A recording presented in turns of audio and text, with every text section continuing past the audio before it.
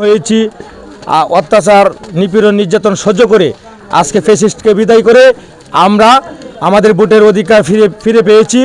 আগামী 12 তারিখ বাংলাদেশের জনগণ সকলেই নিজের যে ভোটের অধিকার সে অধিকার প্রয়োগ করবে এবং আমাদের ভৈরব কুলিয়ারচর তথা রামদি ইউনিয়ন আজকে 2 নং ওয়ার্ড আমরা প্রত্যেক দিনই একটা না একটা ওয়ার্ডে প্রতিদিন আমরা ওয়ার্ক করতেছি।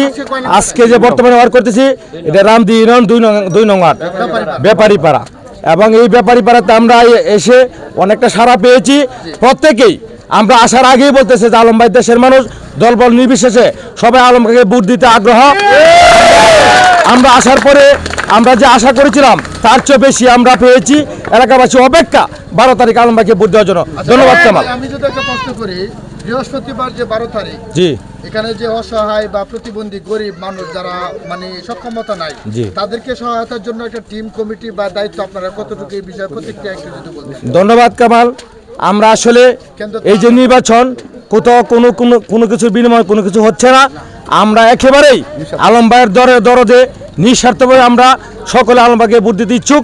যদিও অনেকে বয়স্ক যেতে পারবে না ভোট কেন্দ্র, শুধুমাত্র সেসব লোকদের জন্য আমরা দলীয় পক্ষ থেকে আমাদের ব্যক্তিগত ইউনিয়নের যে যুব দল, ছাত্র দল বা বিএনপি সমন্বয়ে আমরা বিভিন্ন অঙ্গনের সমন্বয়ে রিক্সা দেওয়া যারা যেতে পারবে না তাদেরকে আমরা শুধু কেন্দ্রে নিয়ে যাবো আর কি।